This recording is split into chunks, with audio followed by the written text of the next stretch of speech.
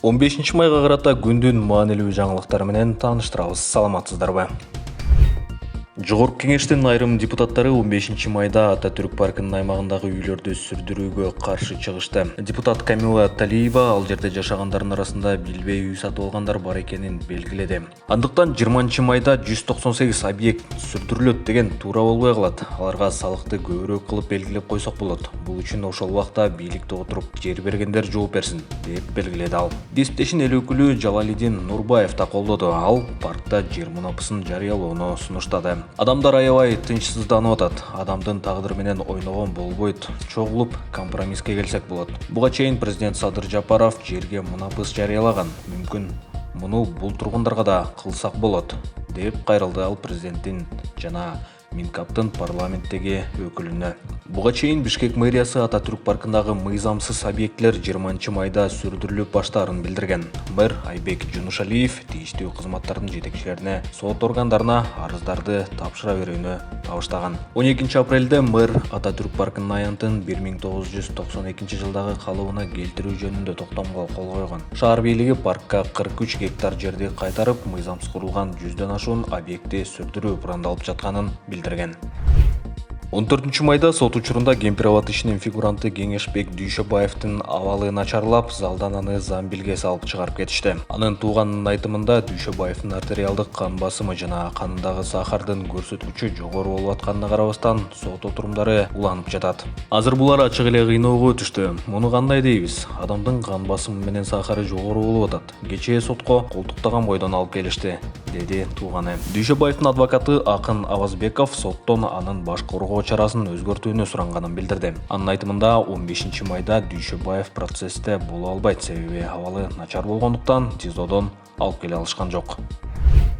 2023 жылы 35 судья тартип жоопкерчилигине тартылды. Бул тууралуу парламент жыйынында жогорку соттун судьясы Кыдык Жунушбаев билдирди. Анын айтымында былтыр судьялардын үстүнөн 760 даттануу түшкөн. 35 судья тартип жоопкерчилигине тартылып, дагы 8 судья отставкага кеткен. Ал өлкөнүн сот системасы өркүндөтүлүп жатканын дагы кошумчалады. Мурдараак башкы прокурор Курманкул Зулушев 2023 жылы судьяларга карата 11 кылмыш иши козголгонун билдирген болчу. Мындан сырткары жогорку соттун башчысы Замирбек Базарбеков алар дагы деле судьялардын арасындагы кылмыштуулук менен күрөшүп жатышканын айткан.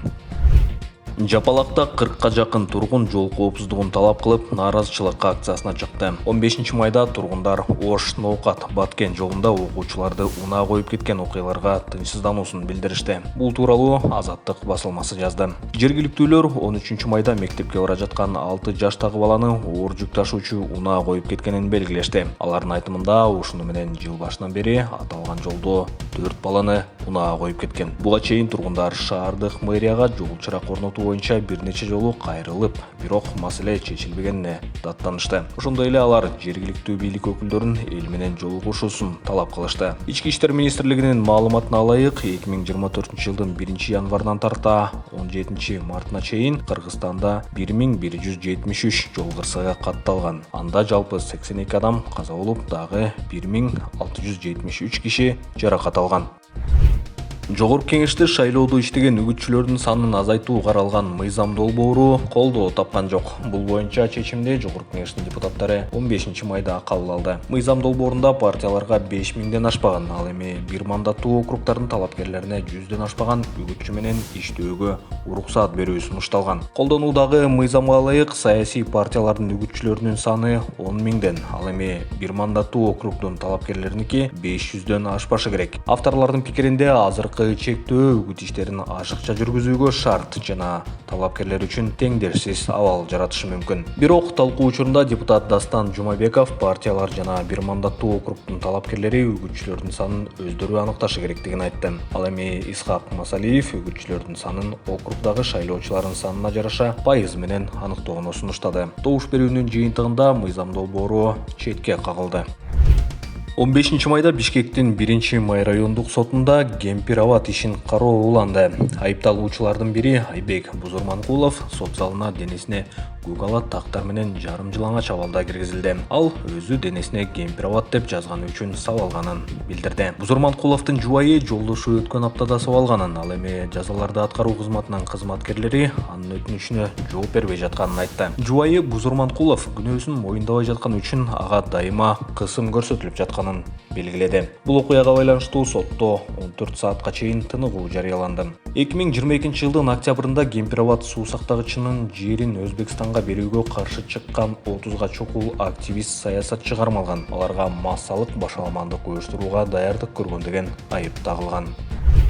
Борбор калаада мобилдик транспорт менен жеткирүү кызматтарында иштеген 400дөн ашык чет элдик студенттин иши токтотулду. Бул тууралуу 15 майда Ички иштер министрлигинен билдиришти. Маалыматка караганда, мындай чаралар чет өлкөлүк студенттердин катышуусунда жол кырсыктарынын көбөйгөнүнө байланыштуу жана алар аралашкан кылмыштарды алдын алуу жана аныктоо үчүн жасалып жатат. 12 апрелден бери Бишкек милициясынын мыйзамсыз миграция жана экстремизмге каршы аракеттенүү кызматы ар кайсы чөйрөдө иштеген чет өлкөлүк жарандарды текшеришти. Кыргызстандын аймагында жашоо же иштөө эрежелерин бузгандар үчүн 225ден ашык протокол түзүлүп, 1,248,500 сом өлчөмүндө айып салынды. Борбордук шайлоо комиссиясы президентке Свердлов округунда кезексиз шайлоо дайындоону сунуштайт. Бул чечимди 15 майдагы жыйында Борбордук шайлоо комиссиясынын мүчөлөрү бир добуштан кабыл алышты. Эми Борбордук шайлоо комиссиясы президентке Свердлов бир мандаттуу округунда кезексиз шайлоо дайындоо сунушун киргизет. Мурда бул округтан Шайлообек Атазов депутат болуп шайланып келген, бирок сот аны депутаттык мандаттан ажыраткан. Бишкектин административдик жана шаардык соттору Боршайком аталган округ боюнча Абдурахман Хаджи Муртазалиевди жогорку кеңешке шайланган депутат деп тааныганга милдеттүү деп чечкен. Кийин Атазов бул чечимдер боюнча жогорку сотко даттанып, башкы сот Атазовду мандаттан ажыратуу жөнүндө пунктту күчүндө калтырган. Бирок өкүмдө Боршайком мандатты Муртазалиевге өткөрүп бериши керектиги айтылган эмес. Муртазалиев болсо Боршайкомду сот чечимдерин аткарбай жатат деп айыптап жатат. Мурдараак ал БШКнын үстүнөн башкы прокуратурага арызданганы белгилүү болгон. Башкы прокуратура болсо жагдай боюнча үн ката элек.